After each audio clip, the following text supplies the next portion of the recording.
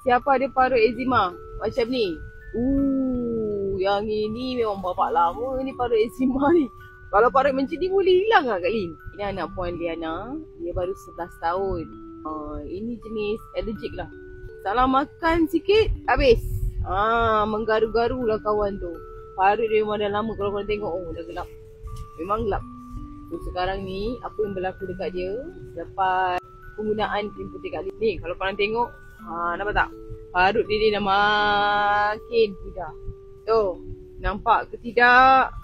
Tapi still ada lagi sikit-sikit. Waktu ni baru 2 minggu dah pakai. 2 minggu dah. Lepas tu kan, Puan Liana lagi bertambah-tambah happy. Sebab apa berlaku tau kat tangan anak dia. Cuba korang tengok. Tak sabar ni nak tunjuk ni. Korang tengok weh. Ya Allah. Seronok. Ini dah bekas ketiga. Bekas ketiga. Parut eczema alhamdulillah hilang. Kulit pun makin putih lah. Aduh, baru 11 tahun.